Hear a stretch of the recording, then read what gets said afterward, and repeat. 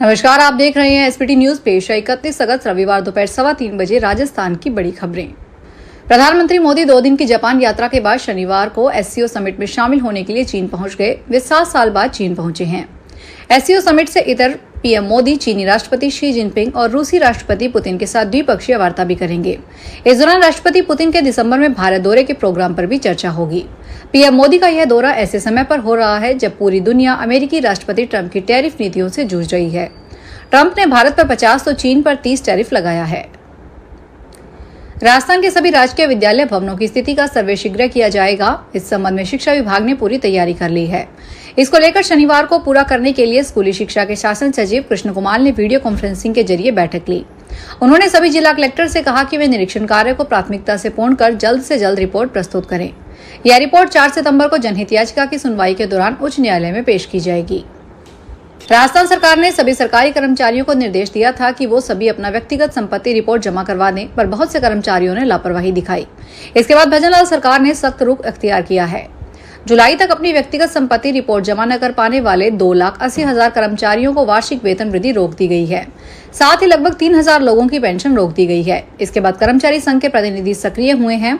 उन्होंने मुख्य सचिव और डीओपी सचिव से मुलाकात की। साथ ही उनसे आईपीआर पोर्टल फिर से खोलने का आग्रह किया, जहां वे अपने दस्तावेज अपलोड कर सकें। चित्तौड़गढ़ के राउतभादा तहसील में शनिवार को भगवान देव नारायण की शोभा यात्रा के दौरान करंट दौड़ने से 4 लोग झुलस गए। यात्रा में शामिल एक युवक के हाथ में झंडा था, जो सड़क के ऊपर से गुजर रही 132 केवी की हाई टेंशन लाइन से टकरा गया। हादसे के बाद यात्रा में अफरा तफरी मच गई। लोग तुरंत झुलसे हुए चारों युवकों को लेकर रावतभाटा उपजिला अस्पताल पहुंचे। यहाँ प्राथमिक उपचार के बाद 3 को गंभीर हालत में कोटा रेफर कर दिया गया, जबकि 1 को उपचार स्थानीय अस्पताल में जारी है। हादसा रावतभाटा हॉस्पिटल के सामने दोपहर करीब 12:45 पर हुआ।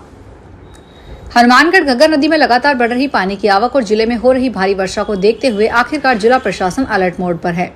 जिला कलेक्टर डॉक्टर खुशहाल यादव, जिला पुलिस अधीक्षक हरिशंकर, एडीएम उम्मेदी लाल मीना और एसडीएम मांगीलाल ने शनिवार को सहजीपुरा, बहलोल नगर सहित निचले क्षेत्रों का दौरा कर तटबंधों और जल भराव की स्थिति का निरीक्षण किया। किसान और मजदूर नेता कामरेड रघुवीर वर्मा बोले कि जिले में घग्गर नदी का पानी बढ़ने के कारण प्रशासन को तुरंत कदम उठाने पड़ रहे हैं।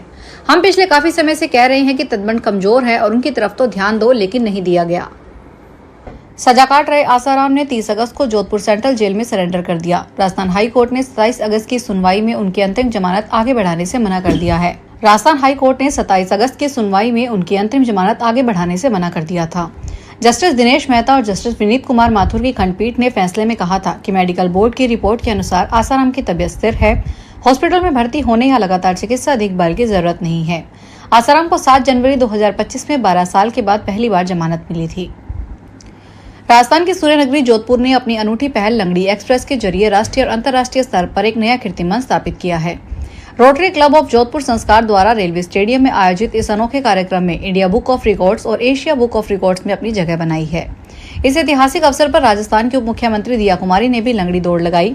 कार्यक्रम में उप मुख्यमंत्री दिया कुमारी ने कहा कि पारंपरिक खेल हमारी सांस्कृतिक धरोहर है। इन्हें बढ़ावा देकर हम न केवल अपनी संस्कृति को जीवित रखते हैं, बल्कि वैश्विक मंच पर भी अपनी अनूठी पहचान स्थापित करेंगे। राजस्थान में एसआई भर्ती 2021 को लेकर हाईकोर्ट के फैसले के बाद कानून मंत्री जोगाराम पटेल ने बड़ा बयान दिया है। उन्होंने शनिवार को जोधपुर में मीडिया से बातचीत में कहा कि वे कोर्ट में एसआई भर्ती को रद्द नहीं किया गया है, इसकी जांच कर आरपीएससी को भेजा जाएगा। कानून मंत्री जोगाराम पटेल ने कहा कि कई जो प्रभावित याचिकाकर्ता है जिनका चयन हुआ था, उनका अपना पक्ष है, वे डिवीजन बेंच में अपील करें। इसमें विधि विभाग की ओर से परीक्षण हो रहा है। उन्होंने कहा कि कोर्ट ने यह भी संकेत दिया था कि जो 1051 पदों पर भर्ती निकली है, इस भर्ती में उनको भी समाहित किया जाएगा। इस विषय को भी मेंशन किया जा रहा है। राजस्थान गवर्नमेंट हेल्थ स्कीम में लगातार हो रहे फर्जीवाड़े को देखते हुए हेल्थ डिपार्टमेंट ने इसकी जांच करने वाले संबंधित अधिकारियों के लिए नई गाइडलाइन जारी की है। इस गाइडलाइन के तहत अब प्राइवेट डॉक्टर के लिखे प्रिस्क्रिप्शन देखकर अगर कोई सरकारी डॉक्टर लाभार्थी को सरकारी पर्ची पर दवा लिखता है, उस पर कार्रवाई हो सकती है। इसके लिए सरकारी डॉक्टर को पर्ची पर मरीज की जांच रिपोर्ट, बीमारी के लक्षण और बीमारी की हिस्ट्री लिखना जरूरी होगा। डिपार्टमेंट की ओर से जारी गाइडलाइन के मुताबिक आरजीएचएस के तहत हो रही गड़बड़ी की जांच के लिए जिला में सीएमएचओ और पीएमओ को जानकारी सौंपी गई है। बॉलीवुड अभिनेता राजकुमार राव को बड़ी राहत मिली है। पंजाब और हरियाणा हाई कोर्ट ने उनके खिलाफ चल रही निचली अदालत की सुनवाई पर रोक लगा दी है। यह मामला उनकी 2017 में आई फिल्म बहन होगी तेरी से जुड़ा है, जिसमें धार्मिक भावनाएं आहत करने का आरोप लगाया गया था।